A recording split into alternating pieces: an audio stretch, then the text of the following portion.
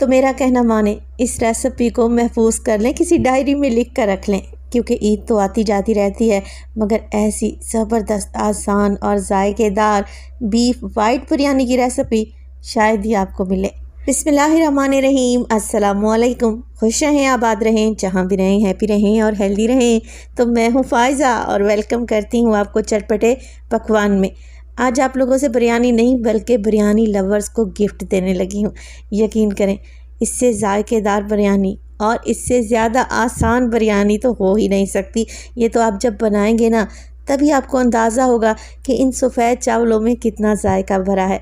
तो रेसिपी को बनाना तो बनता है, मगर उससे पहले रेसिपी अच्छी लगे लाइक कर दें और चटपटे पकवान को सब्सक्राइब भी कर लें। तो चलें फिर ईद स्पेशल, दावत स्पेशल बीफ वाइट बिरयानी बनाना स्टार्ट करते हैं। तो जायकेदार मज़ेदार बीफ वाइट बिरयानी बनाने के लिए सबसे पहले तो 1 किलो के बराबर मैंने बीफ ले लिया है। ज़्यादातर इसमें बोनलेस पीसेज हैं, एक आध हड्डी भी मैंने शामिल कर दी है। अच्छा, बीफ का वज़न है तकरीबन 1 किलो के बराबर। आप सेम रेसिपी मटन से भी बना सकते हैं। चलें जी, अब बीफ को मैंने प्रेशर कुकर में ऐड कर दिया। साथ के साथ डाल दूंगी 1 टेबलस्पून भर के फ्रेश अदरक और लहसुन का पेस्ट। हरी मिर्चों का इस्तेमाल करूंगी। ये 15 दाने थे हरी मिर्चों के, मोटी हरी मिर्चें थी जो ज़्यादा तीखी नहीं होती हैं। मैंने इसमें थोड़ा सा पानी डाला और इनका पेस्ट बना लिया, जो कि तकरीबन 4 टेबलस्पून के करीब है। अच्छा, इन्हीं हरी मिर्चों से बिरयानी में तीखापन आएगा, तो आप इनकी क्वांटिटी कम या ज़्यादा कर सकते हैं। तकरीबन हाफ़ टेबल स्पून मैंने नमक ऐड कर दिया। हाफ़ टेबल स्पून के करीब साबित काली मिर्चें डालूंगी और 1 टेबल स्पून भर के साबित सफ़ेद ज़ीरे का भी इस्तेमाल किया जाएगा। 2 से 3 छोटे छोटे टुकड़े दालचीनी के भी ऐड कर दें। अच्छा, मेरे पास है 7 से 8 अदद लौंग, ये भी गोश्त में चले जाएंगे। और मैं डालने लगी हूँ यहाँ पर बादियान के फूल। तकरीबन 3 से 4 हैं, ये छोटे छोटे साइज़ के हैं। अगर आप लोगों के पास बड़े साइज़ का बादियान का फूल है तो 2 डाल दें, काफ़ी रहेंगे। 1 टेबलस्पून डाल दी मैंने कुटी हुई लाल मिर्च। इसके अलावा 3 टमाटर अच्छे बड़े वाले लाल वाले स्लाइस में काटें और गोश्त में शामिल कर दें। बस जी, अब कुछ भी नहीं करना। आधा कप के बराबर ऑयल लें और प्रेशर कुकर में डाल दें। सारी चीज़ें ही मैं इकट्ठी डाल रही हूँ, रोला ही ख़त्म करने लगी हूँ। ना कोई भुनाई शुनाई का चक्कर और ना ही ज़्यादा कटिंग चॉपिंग। पानी डाल दूंगी मैं इसमें तकरीबन 3 कप के बराबर। अच्छे तरीके से मिक्स करें और बस यखनी को पकने के लिए चढ़ा दें। गोश्त अच्छे तरीके से गल जाए, बस हमें यही चाहिए। अच्छा, जैसे कि मैं अपने काम को आसान करने के लिए प्रेशर कुकर का इस्तेमाल कर रही हूँ। आप कढ़ाई पतीली भी ले सकते हैं। प्रेशर कुकर में 20 से 25 मिनट लग जाएंगे बीफ को गलने में, और कढ़ाई पतीली में आपको 40 से 45 मिनट भी लग सकते हैं। चलें जी, यहाँ पर चावल चेक कर लेते हैं। सेम क्वांटिटी में मैंने चावल लिए हैं, यानी कि 1 किलो बीफ और 1 किलो ही चावल मैं हमेशा की तरह बासमती राइस इस्तेमाल कर रही हूँ। इन्हें कच्ची कायनात या 11-21 भी कहा जाता है, हर जगह से आपको आसानी से मिल जाएंगे। अच्छा, चावल को 2 से 3 पानी में धोएं और भिगो कर रख दें। वाइट बिरयानी की तहवे लगाने के लिए मेरे पास कुछ हरा मसाला भी है। तो 2 लेमन है जिसके बारीक से मैंने स्लाइस कर लिए हैं। इसके अलावा आलू बुखारा है 7 से 8 अदद। ये ड्राई आलू बुखारा है, किसी भी पंसारी की दुकान से आपको आसानी से मिल जाएगा। अच्छा, इसके अलावा धनिया पुदीना है तकरीबन 1 मुट्ठी के बराबर, मिक्स करके मैंने रखा हुआ है। तली हुई प्याज है जिसे मैंने घर में ही फ्राई किया है। तो 2 मीडियम साइज़ के प्याज थे, बिल्कुल बारीक से काटें और इन्हें फ्राई कर लें। इसके अलावा 7 से 8 हरी मिर्चें और 2 फ्रेश लाल मिर्चें भी ली हैं। चलें जी, उधर गोश्त भी गल चुका है। मैंने इसे बड़ी सी कढ़ाई में शिफ्ट कर दिया है ताकि आप लोगों को देखने में आसानी रहे। इसी स्टेज पर अगर तो रेसिपी आप लोगों को ज़रा सी भी अच्छी लग रही हो, रेसिपी को लाइक कर दिया करें और चटपटे पकवान को सब्सक्राइब भी कर लें। आप सब लोगों का बेहद शुक्रिया। 1 से 1.5 कप के बराबर यखनी अभी भी बीफ में बाकी है। गोश्त भी अच्छे तरीके से गल चुका है। फ्लेम को मैंने ऑन कर लिया है। अब यहाँ पर एक दही का मसाला भी बनाकर रेडी करेंगे।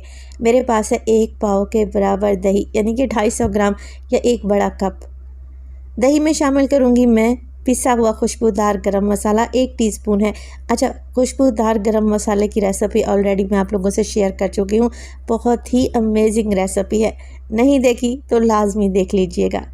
इसमें जायफल, जवित्री, हर चीज़ ही रेडी करके रखी है मैंने। इसके अलावा मैं चाइनीज़ सॉल्ट का इस्तेमाल कर रही हूँ 1 टीस्पून। ये नहीं है तो चिकन पाउडर डाल दें।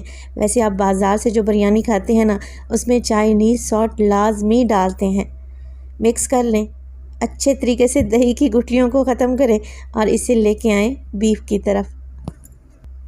तो वाइट बिरयानी के लिए जो कोरमा हमने चढ़ाया था उसमें हल्का हल्का सा उबाल आने लगा है। दही जो भी हमने बना कर रखी हुई थी ये सारी की सारी ऐड कर देंगे और जैसे ही बीफ में दही ऐड होगी तो दही अपना पानी छोड़ेगी, लिहाजा इस कोरमे को मज़ीद पकाएंगे 4 से 5 मिनट के लिए।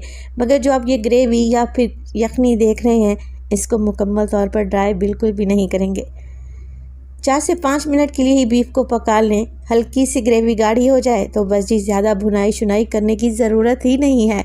बोटियां जो हैं बीफ की उसको साइडों पर लगा दें कुछ इस तरीके से। फ्लेम को अभी भी मैंने लो टू मीडियम रखा हुआ है।